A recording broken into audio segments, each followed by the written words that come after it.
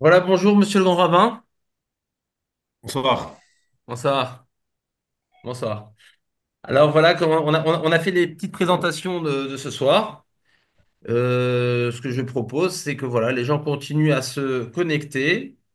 Et, et donc voilà, vous allez donc nous présenter en première partie de présentation, ce qu'on a appelé nos héros, c'est-à-dire de pouvoir présenter une personnalité juive avec son contexte historique et qu'est-ce qu'il a pu réaliser dans son histoire.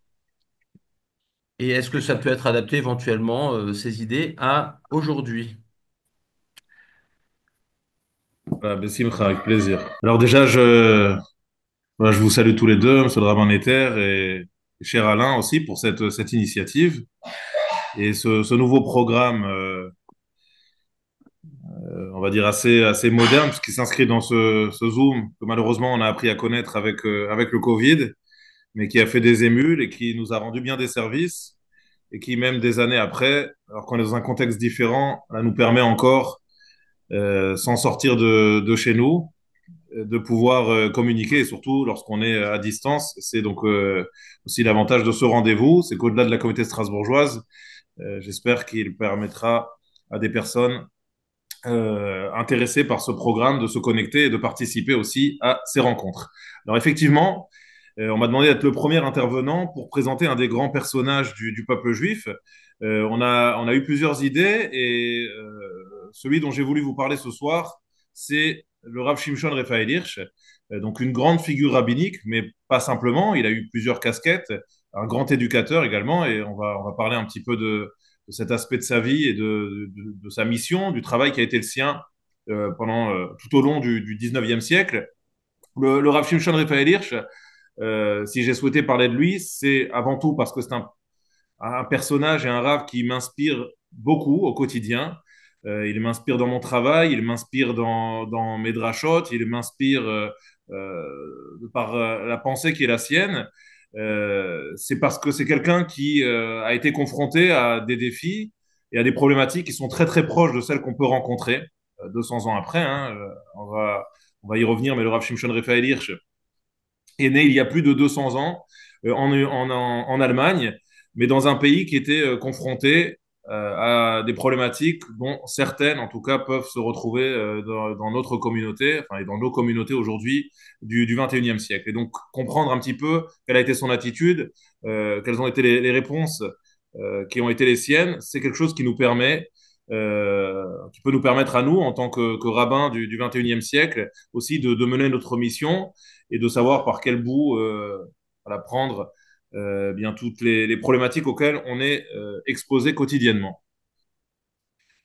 Alors, le Rav Shimshon Raphaël Hirsch est né, donc comme je l'ai dit, il est né en Allemagne à Hambourg. Donc, pour ceux qui connaissent un petit peu la géographie allemande, Hambourg, c'est au nord de l'Allemagne, c'est à quelques kilomètres de la frontière avec le Danemark.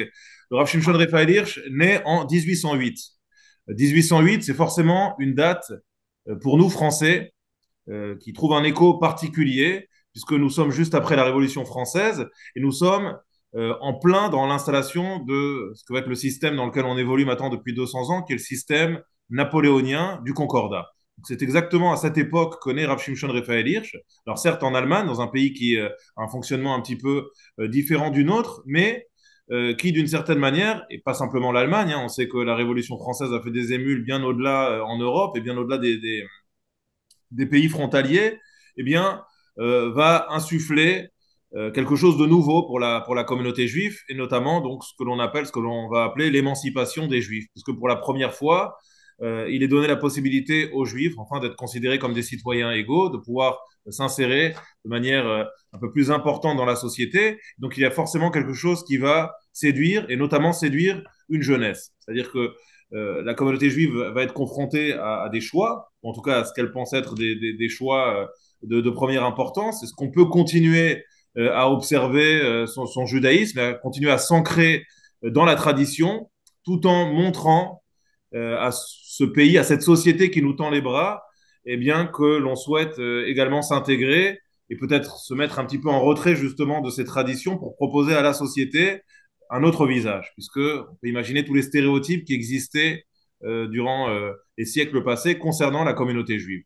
Donc cette jeunesse se dit qu'au fond, il y a peut-être une attente aussi de la part de la société dans laquelle elle évolue et qui lui tend les bras, eh bien, de les voir un petit peu abandonner un système archaïque. Il faut comprendre aussi que la Révolution française a été l'occasion de remettre en question un système religieux de manière générale, pas simplement concernant le judaïsme, mais même concernant l'emprise que pouvait avoir, notamment en France, l'Église sur la société. Et donc, il y a une véritable remise en question, une critique de cette société religieuse telle qu'elle vivait jusqu'à présent et une volonté, donc peut-être de la part de certains jeunes, de pouvoir s'extirper un petit peu de ce système. Et c'est dans ce contexte-là que Rav Shimshon Raphaël Hirsch naît. Il naît dans une famille qu'on peut considérer comme étant une famille religieuse. Rav Shimshon Raphaël Hirsch a des ancêtres qui est eux-mêmes de grands rabbinim. Il est le petit-fils d'un Rav Frankfurter qui est un Rav très connu, lui-même élève de grands rabbinim du siècle précédent, du 18e siècle. Et le Rav Shimshon Raphaël Hirsch donc grandit dans cette communauté de Hambourg où il va être l'élève d'un rabbin extrêmement érudit qui s'appelle le Rav Bernays et qui va transmettre à Rav Shimshon Raphaël Hirsch l'essentiel de ce que Rav Shimshon Raphaël Hirsch va apprendre comme Torah, comme enseignement religieux, qui va lui donner également l'envie de se confronter à ce défi en tant que justement jeune rabbin et dans un premier temps Oui, jeune c'est-à-dire adolescent, on va lancer un zoom. puis jeune rabbin, donc qui cherche à se construire Oui, mais du coup, je et peux qui te le dire. cherche donc à se confronter à ce défi au sein de cette société qu'il voit se transformer autour de lui. Donc ça, c'est la première partie de la vie de Rav Shimshon Raphaël Hirsch. Ce qu'il faut souligner, et c'est souvent, on va dire, l'apanage des grands hommes, c'est que très très tôt déjà, alors que Rav Shimshon Raphaël Hirsch n'est encore qu'un adolescent, dans un deuxième temps un jeune adulte, eh bien, il se forge déjà vraiment une solide conviction quant à la mission qui est la sienne au sein de sa société. Rav Shimshon Raphaël Hirsch ne va pas attendre d'avoir 30 ans ou 40 ans pour mener ce combat, mais très très jeune déjà, il se convainc qu'il a véritablement quelque chose à faire au sein de cette société, une voix à porter, et cette voix qu'il souhaite porter, c'est la voix de la modernité, c'est-à-dire montrer que le judaïsme peut présenter un visage tout à fait moderne, qui est parfaitement à l'écoute des questions de société, des questions modernes, qu'il est en capacité d'apporter des réponses à tous ces défis de la société, tout en restant ancré dans la tradition. Quelque chose qui semble totalement impossible pour une grande partie de la jeunesse. Et c'est à ce défi que Rav Shimshon Raphaël Hirsch va s'atteler. Il va quitter la ville de Hambourg pour aller étudier à la yeshiva.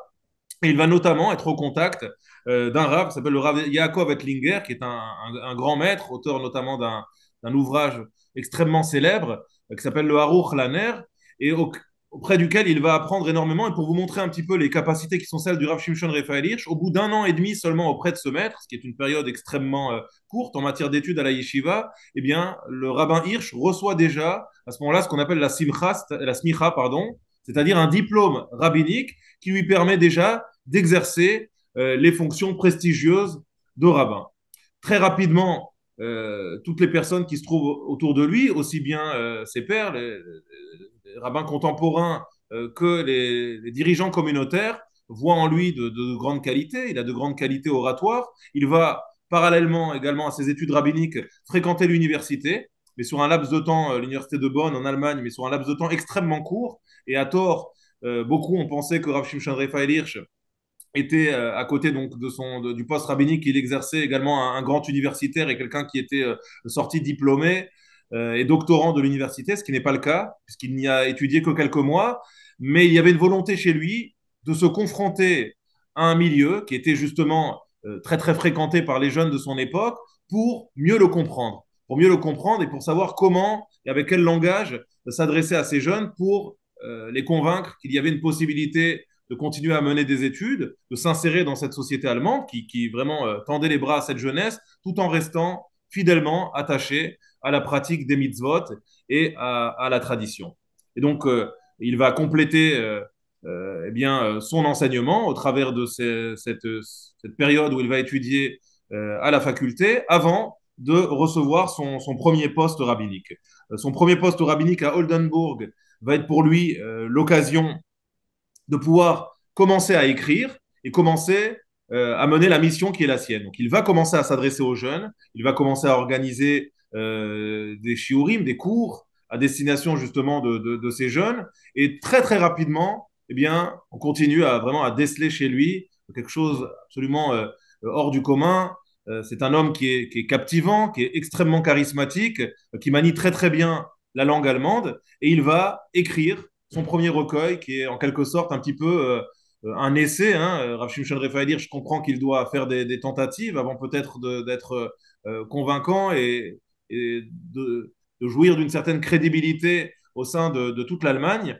Et donc, il écrit ce premier livre. Ce sont 19 épîtres, justement, notamment à destination de la jeunesse, et dans lesquels il va traiter de sujets d'actualité, il va traiter d'éducation, et il va essayer donc de se montrer particulièrement convaincant et de porter une voix un petit peu nouvelle en Allemagne. Il a la chance d'être un très jeune rabbin, et donc forcément de pouvoir être un petit peu en adéquation avec cette jeunesse, tout en présentant, on va dire, un visage bien évidemment religieux, respectueux des mitzvot, parfaitement orthodoxe. Eh bien, il parle d'une certaine manière le même langage que ces jeunes.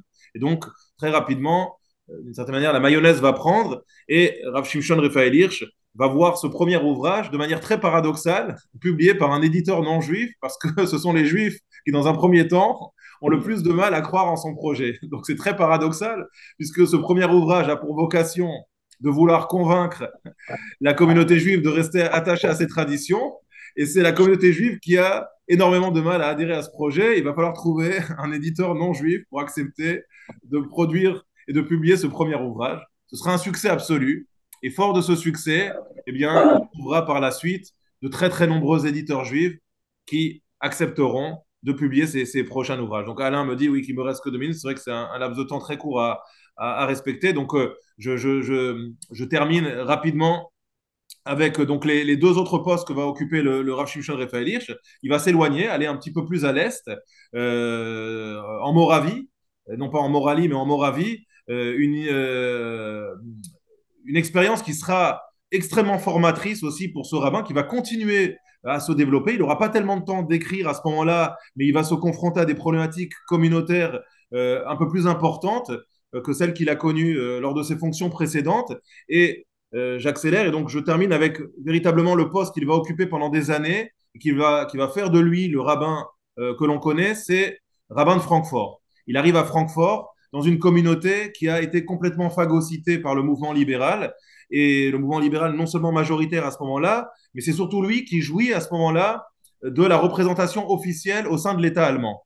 Et donc, il va devoir se battre avec quelques dirigeants communautaires pour fonder une nouvelle communauté, mais également que cette communauté soit reconnue par l'État allemand. Ça prendra quelques années et cette communauté va être reconnue de manière officielle par l'État allemand. Et c'est durant toutes ces années que le Rav Shimshon Raphaël Hirsch va publier tout le reste des ouvrages qu'on lui connaît, son livre de responsa, son commentaire absolument magistral, exceptionnel sur la Torah, qui est rédigé, je le rappelle, hein, en langue allemande, dans un allemand absolument impeccable, et qui nous offre un regard d'une modernité extraordinaire sur la Torah. Il va vraiment confronter le regard qu'il porte sur la société et les enjeux de la société avec le texte de la Torah. Et c'est vraiment fort de ces enseignements que le Rav Shimshon Raphaël Hirsch restera au travers donc, de tout ce siècle, mais également du siècle suivant, un véritable exemple sur ce que l'on peut appeler, ce que l'on a appelé Torah im derech eretz, c'est-à-dire la capacité à étudier la Torah, à vivre véritablement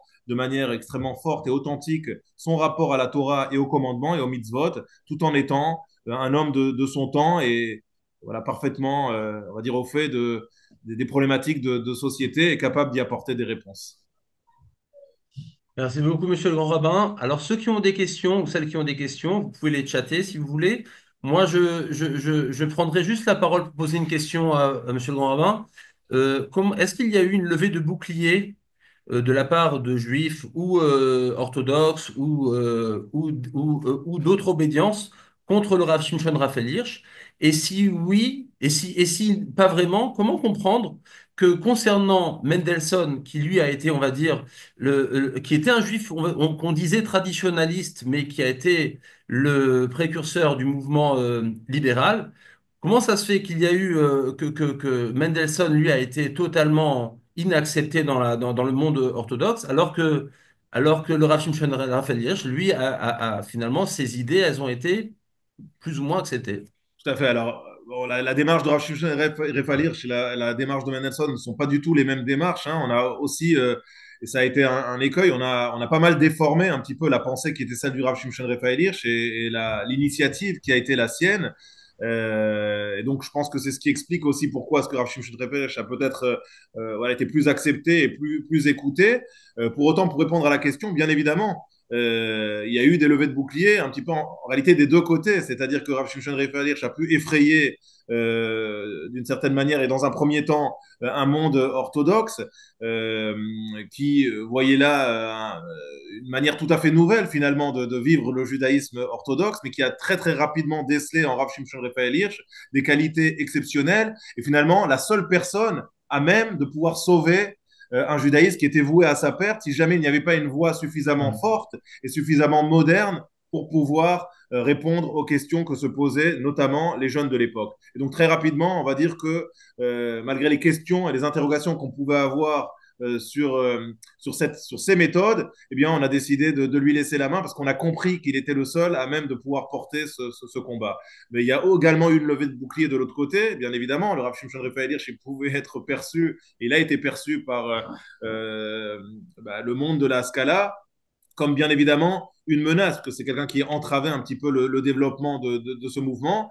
Mais Rav Shimshon Raphaël Hirsch s'est concentré véritablement dans la mission qui a été la sienne, et il l'a fait de manière très très noble. Parce que finalement, il n'y a pas eu véritablement une lutte, on va dire, directe avec le monde de la Scala. C'était lutter contre la Scala tout simplement en étant lui-même force de proposition. Ça, je pense que c'est la meilleure manière de réussir, c'est d'ouvrir des écoles, c'est de montrer qu'on est capable de proposer un enseignement de qualité et de tout simplement voilà, agir plutôt que d'être dans l'opposition, être soi-même force de proposition. C'est ce que le Rav Shimshon Raphaël Hirsch a réussi de manière extrêmement brillante.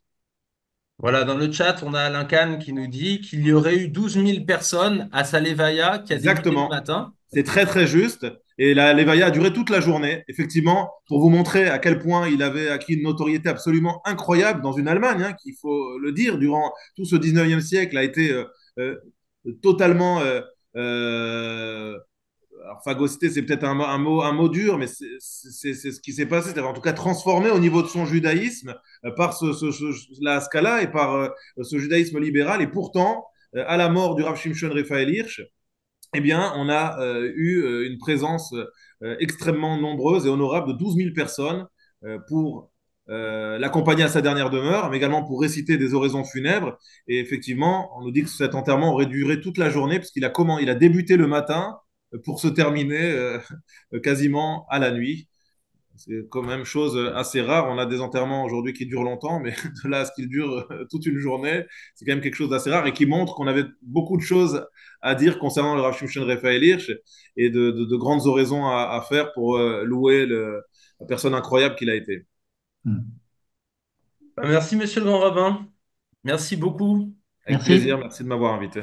Voilà, donc on tenait beaucoup à ce qu'il y ait une figure juive qui soit le portrait d'une figure juive que l'on puisse développer.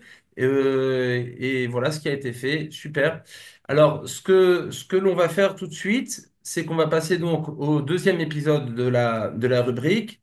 C'est l'épisode donc dédié au repas, au plat culinaire. Et donc pour ce faire, on va vous présenter sous forme vidéo, eh bien, les boulettes de Matzek McFleu, les Knedler, présentées par Madame Françoise Kahn, qui m'a gentiment accepté cet après-midi pour faire cette vidéo. Et si vous voulez bien, ben, vous pourrez chatter encore une fois si vous avez des questions. Je vous la présente sans plus tarder.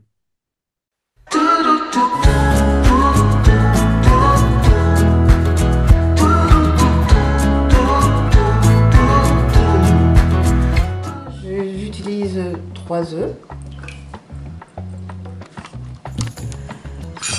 de la graisse d'oie,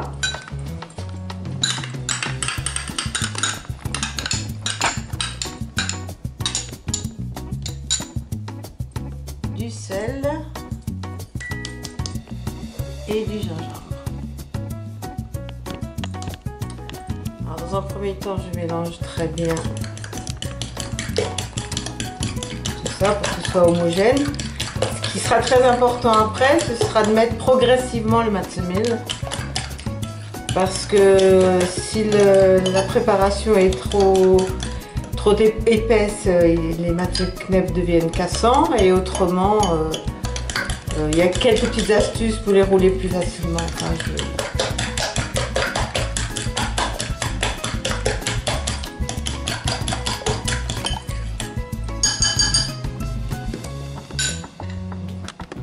alors, j'ajoute la première partie. Il ne faut surtout pas rajouter trop de matsemel d'un coup, parce que si on en a de trop, la préparation sera difficilement, on pourra difficilement faire le matseknef. Voilà. Une petite question pour Oui. ceux qui veulent mettre autre chose de la graisse d'oie. Oui, j'ai pensé à ça. Moi personnellement, je trouve que la graisse d'oie c'est un plus, mais ça fonctionne aussi, paraît-il, avec de l'huile. Mais moi je connais des gens qui le font avec de l'huile, apparemment ça fonctionne, mais la graisse d'oie c'est un plus. Mais en fait il n'y a que 20 grammes, hein.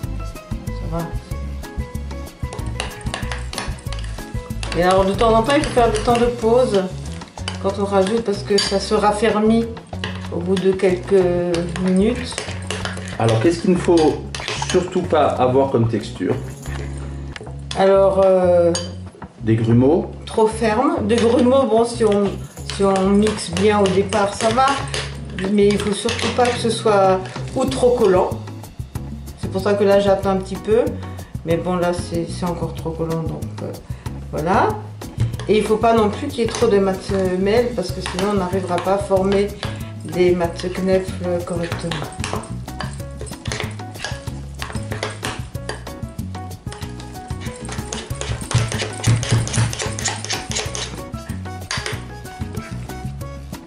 Là c'est presque bon, c'est encore un petit peu trop collant. Je vais encore ajouter un petit peu. Au départ je prépare 100 grammes parce qu'en fait ça varie en fonction de la taille des œufs. Il y a des œufs qui sont plus ou moins gros et par conséquent il faudra un peu plus de matsemel. Mais le maximum c'est 100 grammes de... Là, je crois que c'est bon.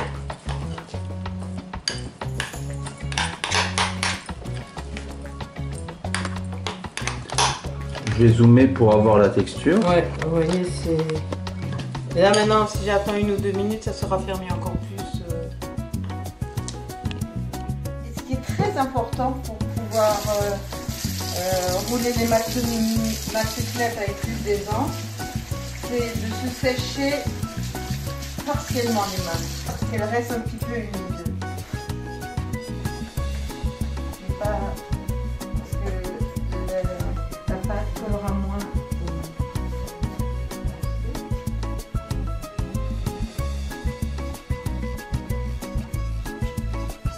Vous voyez, c'est pas très bien, le reste après les mains.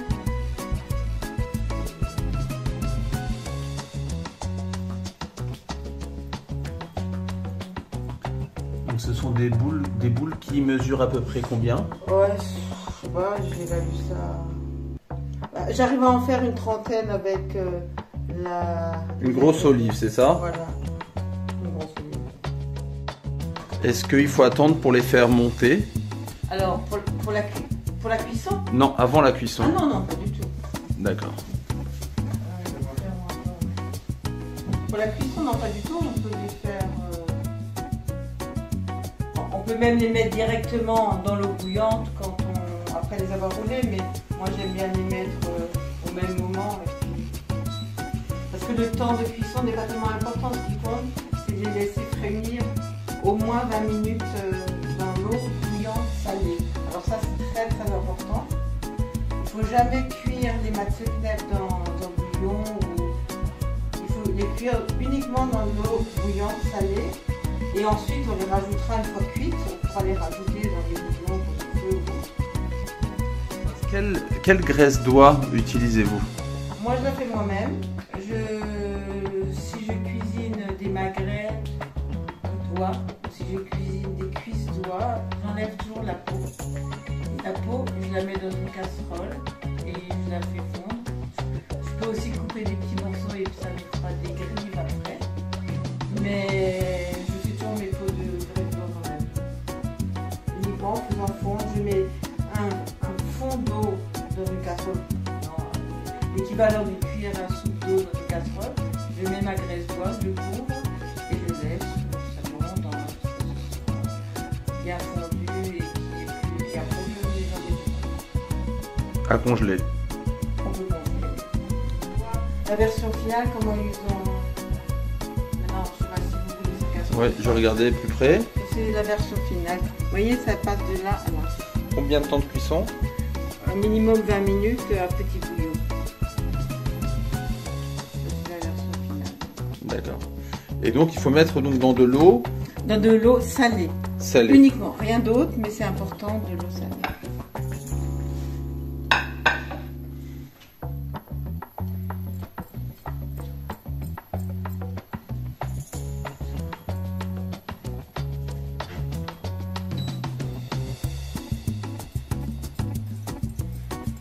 Et forcément à ébullition.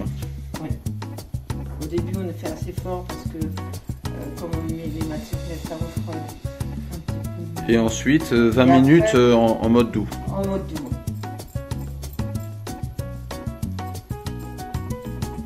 Et moi, je fais tomber toujours les matzeknef sur un autre matzeknef. Comme ça, en tombant, il ne va pas de suite s'attacher au fond. C'est un petit peu.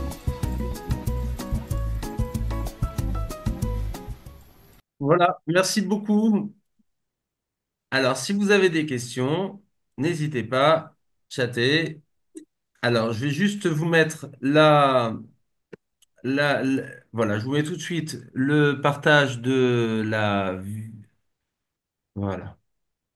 Et donc, la recette, la voici. Ouais, donc il y a 3 œufs, 20 grammes de graisse d'oie, 10 grammes de sel, 5 grammes de gingembre en poudre et entre 80 et 100 grammes de matzo-meal. Et cuisson à petit bouillon pendant au moins 20 minutes, euh, uniquement dans de l'eau salée. Ça, c'est très important. En respectant tout ça, à chaque fois, on a exactement le même résultat. François, je peux vous demander si Alain a déjà goûté alors, la production de l'après-midi? Oui, parce que j'en ai fait tellement qu'il a dit, il faut quand même goûter, hein. Je, Alors, je, qu'est-ce qu'il a je, dit? je- je témoigne, je témoigne que c'était délicieux. En tout cas, merci pour votre participation. C'est très Je vous en sympathique prie. et ça permet un peu de voir comment se passent ces recettes. Alors, il y en aura d'autres au fur et à mesure de l'année. On fera Ah oui, appel à tous les grands talents, bien sûr. Merci Françoise, en tout cas. Merci je vous Françoise en pour prie. tout. Je vous Je en vais prie. dire-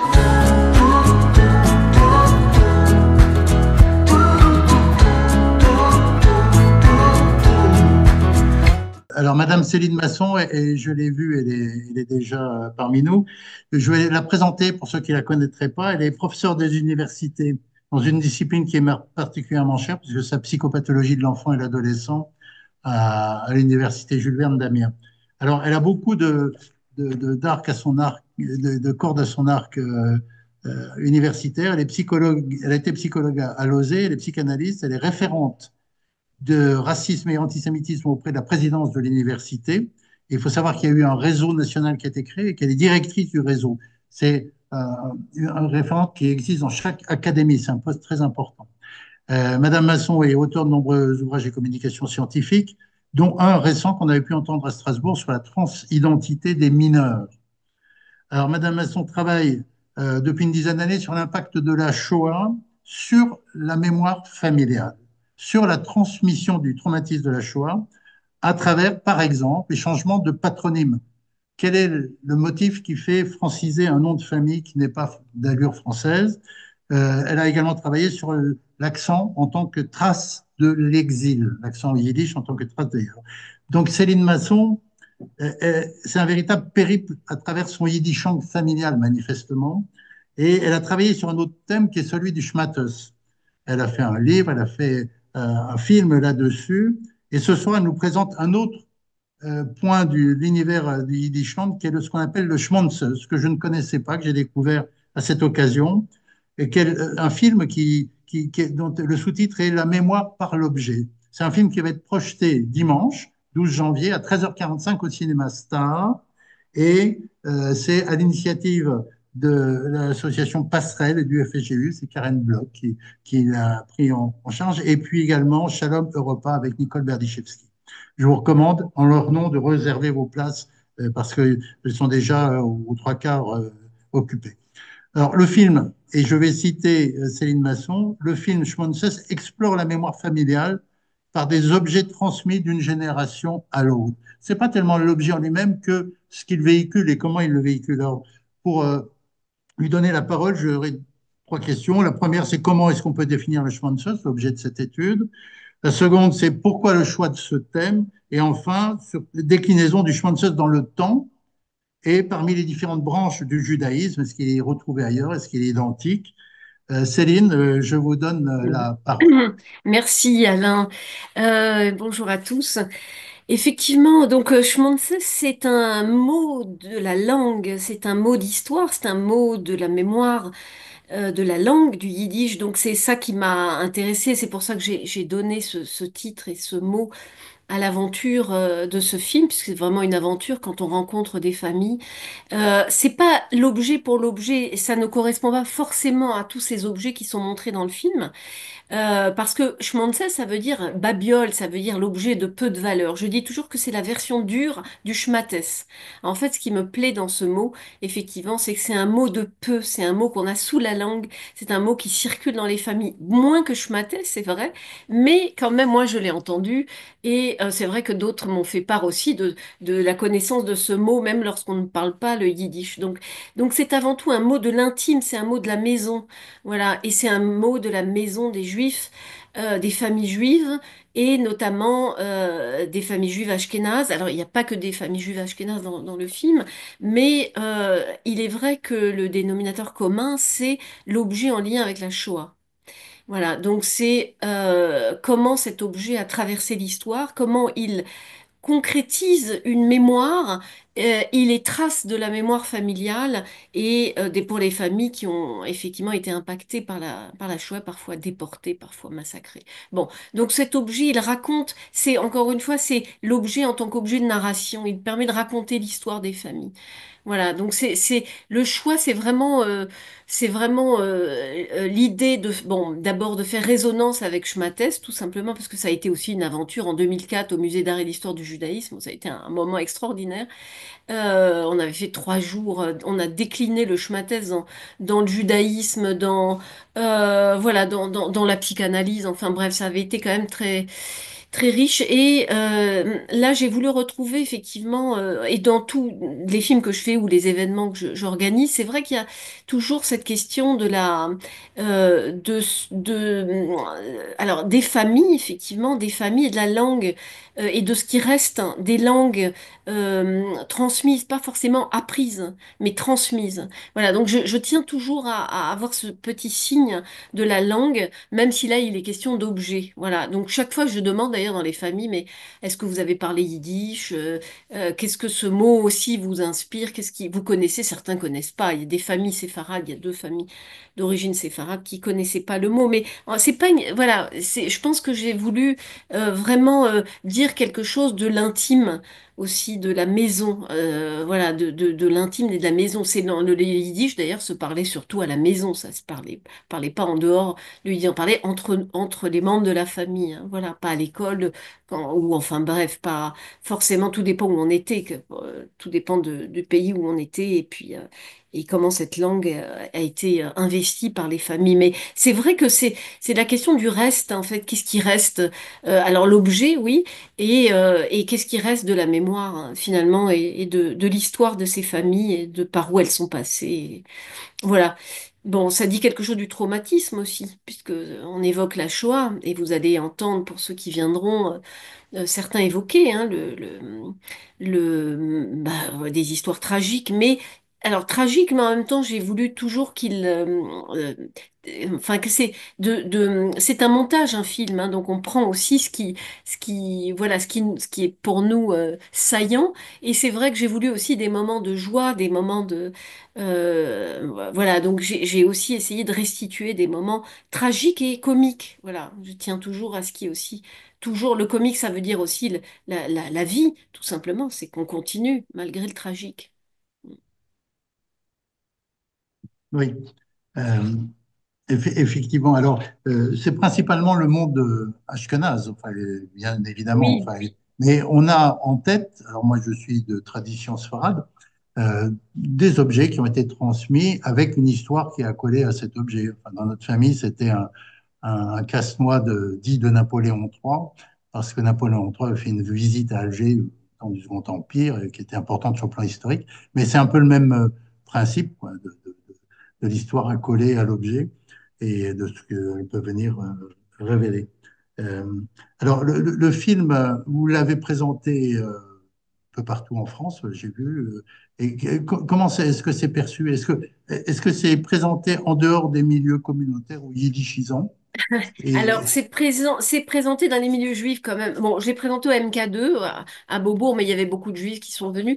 Mais c'est vrai que ce qui m'a beaucoup intéressé, je l'ai présenté à Bruxelles aussi, et il y avait des personnes non juives, et ça m'a beaucoup intéressé parce que, en fait, elles se sont tout à fait identifiées en disant, mais c'est notre histoire aussi. Et ça, j'aime beaucoup parce que c'est vraiment universel. Ce qu'on raconte nous et nos familles juives, c'est vrai que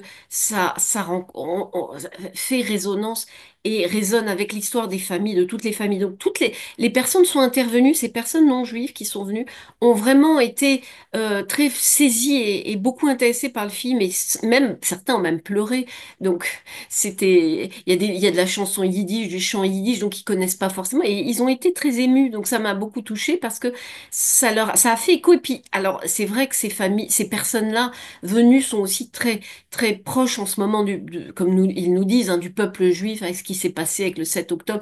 Donc ils sont venus témoigner aussi de leur solidarité avec nous, avec Israël. Bon, mais c'est vrai qu'ils se sont reconnus. Donc ça a une dimension quand même universelle, l'objet, hein. C'est tout le monde, enfin, rencontre cette question des objets dans les familles et de transmission d'objets. C'est pas propre aux familles juives, évidemment.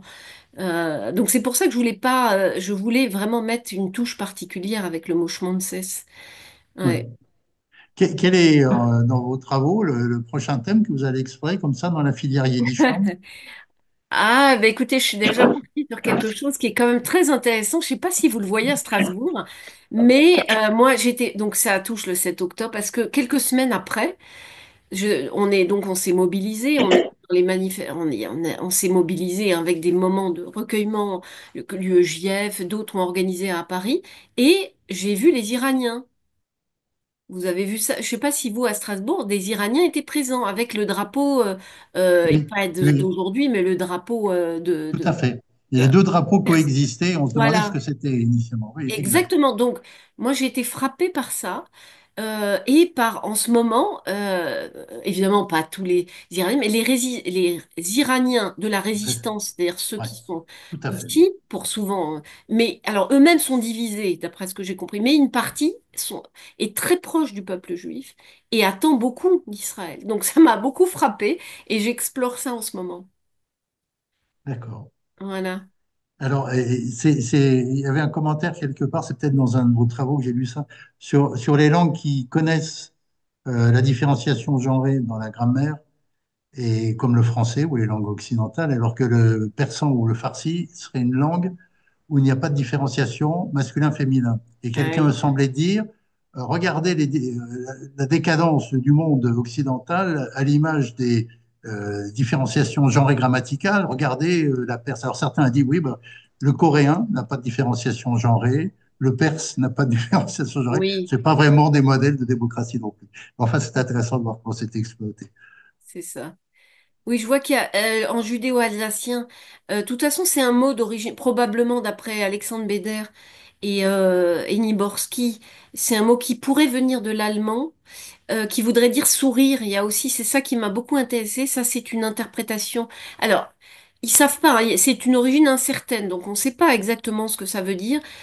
L'idée, effectivement, c'est pas que c'est sans valeur, c'est que c'est de peu, c'est des choses qui sont, c'est comme le schmattès, vraiment. Il y a quelque chose comme ça. Schmattès aussi peut être péjoratif, hein, c'est des schmattès, mais c'est des schmattès. Il y a aussi quand même l'idée du tissu et du tissu qu'on va réparer. Là, il y a quelque chose avec le schmonzes du peu, c'est-à-dire c'est aussi des objets qu'on garde, qui ont peu de valeur, mais auxquels on tient parfois.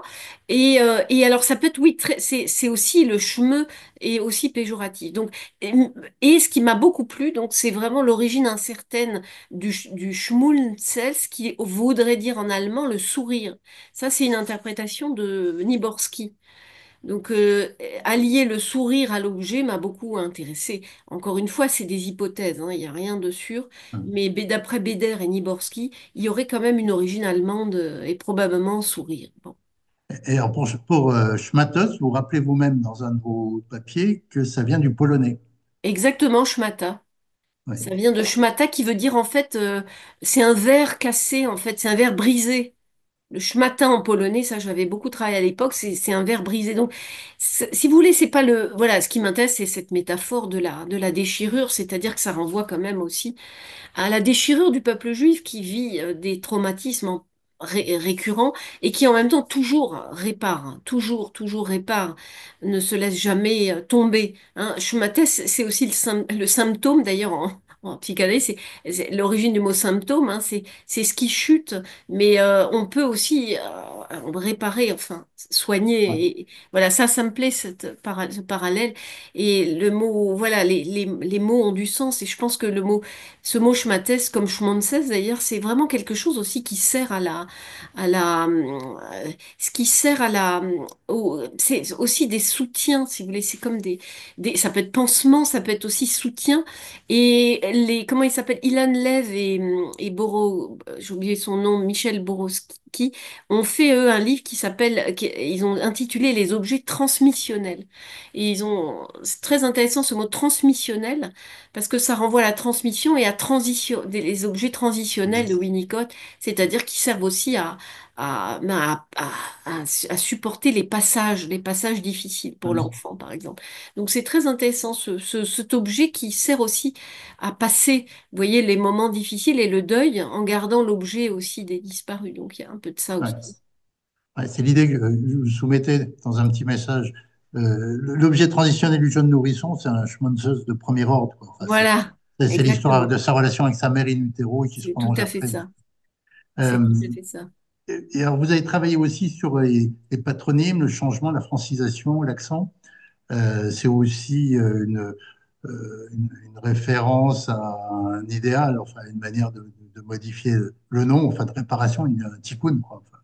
Enfin, je pense que ce serait intéressant de voir si on peut vous faire venir à Strasbourg pour une conférence sur l'importance de la modification la francisation et Mais non, l'importance oui. des accents. Oui. Voilà, ben, en tout cas, si vous avez des questions à poser à Céline Masson, ben, profitez-en. Sinon, il me reste à vous remercier de votre disponibilité parce que vous Merci avez beaucoup, accepté hein. spontanément Madame Masson, de et je me venir, permets, ne voilà, pas merci. oublier de venir voir le film qui est projeté ce dimanche au cinéma Star, 13h45. Et vous avez sur la plaque que Samy va passer le numéro de téléphone pour réserver auprès de Karine Bloch. Vous pouvez facilement envoyer un mail et il reste encore quelques places là-dessus. Et je voudrais juste terminer pour dire que notre prochain Zoom à Chichi, c'est le 6 février 2025. Réservez la date, nous aurons beaucoup de plaisir à nous retrouver. Merci pour cette première soirée qui a pour but à la fois un thème de réflexion et un moment de détente conviviale. Merci à tous de nous avoir rejoints. Shabbat Shalom.